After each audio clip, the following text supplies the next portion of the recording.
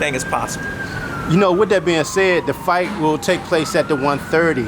And what's interesting about the fight that both the belts are on the line for this fight. Yes. How crucial is that? Well, it's I call it the road to greatness. Again, you know, Santa Cruz is trying to, you know, lay his mark. Tank is trying to lay his mark. I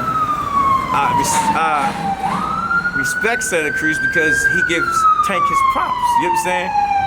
Like the other one, you know, Romachenko. Tank did more than Romachenko already, and he still ain't get his props. You know what I'm saying? He won several more titles, defend this title. You know, went out overseas and defend this title. So when I look at it, you know, Tank is not getting the props, but that's cool. You know, Santa Cruz is going to be that one to show the world, like, okay, who's next? Now I gotta ask about my young lion, Jaleel. Will he get that invite back out to the camp? Jaleel always get that invite. Jaleel is part of the system. Jaleel is always part of the system. And one thing what I like is he like being around Tank. He love him. Whatever Tank does to him, you know what I'm saying? He learned it. So when his time comes, somebody gonna be in trouble. Alright, y'all. Super 5 got the flash from me, super light. Dog out, man. Just got finished my 7-mile run up Haynes Point. Y'all know Haynes Point, that's a run. And just found out that I'll be going to camp with Tank, getting ready for his next fight, to emulate Santa Cruz. And I'm more than ready. You know, October. Alright. Today on the Ropes, I'm out here at the Hackett's home. I got Jaleel Major Hackett and Bernard Hackett. What's good? What's good, Zell? Right here, the future of boxing, man. I don't know if you got a chance. I know I did an interview with Coach Calvin yesterday, and I brung you up yesterday. And, you know, see, he's very excited to bring you back in camp, man. What's your thoughts about that? I feel real good about going back into camp with Tank. This will be my 3rd camp with him. And every camp I learned something new. And this is a big fight too, so for him to call in a guy who hasn't even fought his pro debut yet, it makes me feel accomplished. Even like, you know, even though my career is just beginning, it's making me feel accomplished because it's like they want this 17-year-old kid to come in and work with a guy that's getting ready for the biggest fight of 2020.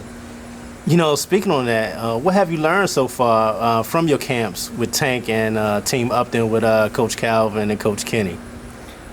So far, I've learned a lot from Tank and Coach Kenny and Coach Calvin. And as far as sparring, Tank teaches me a little bit of stuff here and there while we're sparring, while we're in the ring, and he'll work on some stuff with me, like if he see me on the bag doing something.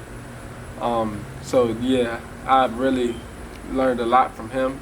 Coach Calvin and Coach Kenny, they really taught me a lot too, as far as not just a fighter, but as a person. What was your thoughts when you saw that, Bernard? I was blown away, honestly. I know we've gotten to be in camps with Tank several times. Great opportunities, great experience for my son to learn, especially from a world championship fighter and world championship caliber coaches. But to hear the interview and, you know, like, wow, they want to bring my son in to simulate Leo Santa Cruz. That's like a big undertaking. That's a big undertaking because you're actually the guy who they want to bring in to make sure that he's ready for the guy that he's about to fight. And I'm a fan of Santa Cruz, so you know that was really big to me. My son does fight a lot like him, a lot of punches, a lot of pressure. So that was a big thing to us. You know, Jaleel, being in the camp with Tank, what's some of the best advice you've gotten so far in your career? The best advice I've gotten from Tank is stay the same fighter. No matter, you know, how much money you make in the sport, you know, how many fans you develop over time, you know, how many belts you win, stay the same fighter. Not only the same fighter, but the same person. Keep the same circle. Don't add 100 million new people, cause it'll always go bad. He said, learn from my experience. You know, this is a huge fight for Tank. Pay-per-view time, arguably the biggest fight of his career. Why do you feel that you're the perfect sparring partner to emulate Santa Cruz to get Tank ready for this fight, this big fight? Like my dad said, we fight very similar, me and Santa Cruz. Also, I can like emulate the size. Cause Santa Cruz is tall for those smaller weight classes. He's 5'10", 5'9", and also I throw a lot of punches. So coming in, giving them the constant pressure, and also we may even expect Santa Cruz to try and box. So I can also go on the outside as well.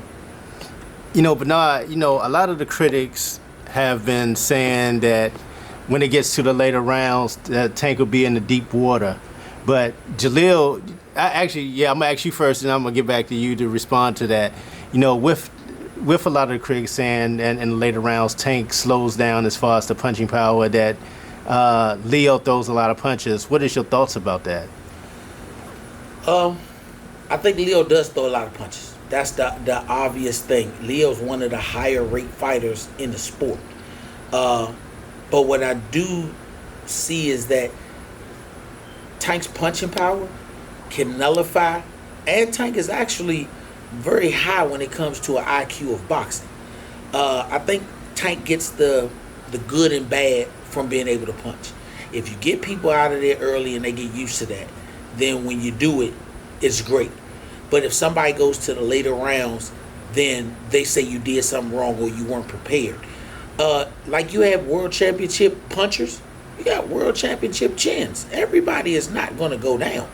But when you can find a way to still get the win, that's the part. I heard a lot of people saying he was not prepared for the Gamboa fight or he missed weight. We were in camp with him.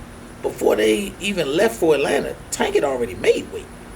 So if he ate something down there and then had to get the weight off, that's not being overweight or not being professional. That is just I ate something, okay, I got it off, and I made my weight and keep on moving. It wasn't like he was, overweight before. So, I think it's going to be a stylistic fight. Will Tank's power and ability outdo the high work rate of Santa Cruz? With you, Jaleel, being in a different sparring with Tank in the ring for numerous number of rounds, even what's the highest number of rounds you've been with Tank in sparring? 10 rounds. What is your assessment of what the critics say that if it gets to the later rounds that Tank would be in trouble? I find it interesting because, in the last fight we seen Tank in, they went, would they go 11 rounds before he knocked him out, or 12 rounds?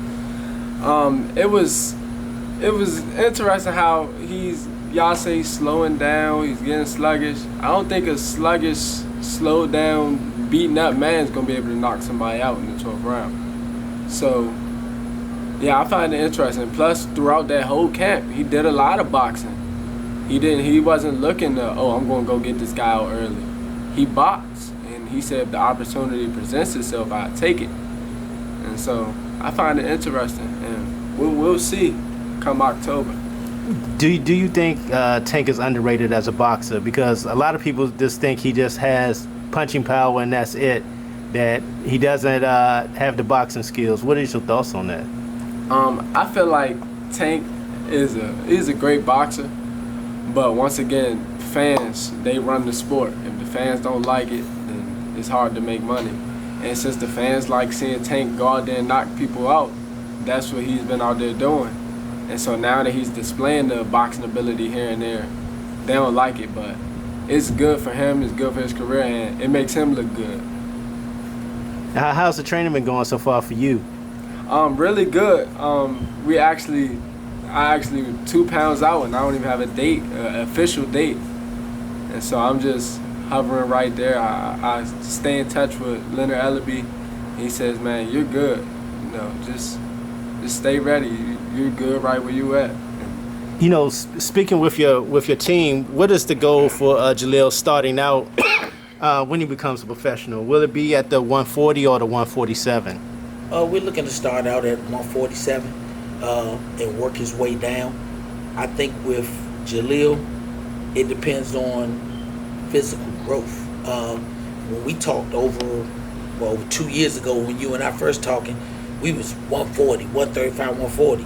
And then you met Jaleel when he was at the 5'8" point. Now Jaleel's just at 5'11". That's a big gap. So the plan is to adjust with his body. If he outgrows because of genetics and God choosing the bigger, then we're gonna adjust the plan. But if we can make the weights that we need to, then that's what we're gonna do. Right now he's fit at 140. We've been able to get a glimpse at how he'll look at 140. We got to do some sparring with Mikey Fox, who fights tonight. Good luck, Mike. And got good work with him. And Mikey's fighting at 147. So being able to glimpse those things will actually hold a lot of weight when it comes to the decisions that we make moving on with his career. Because more than anything, he's my son, and I want him to be safe. But I want to put him in the best situation, not just as a fighter, but also when he has to cut weight. You know, Jaleel, have you had a chance to really look at the landscape of the 147 division, and what's your thoughts on it? Now that I'm, stepping into the pro ranks, not always, as a fighter, you always watch boxing.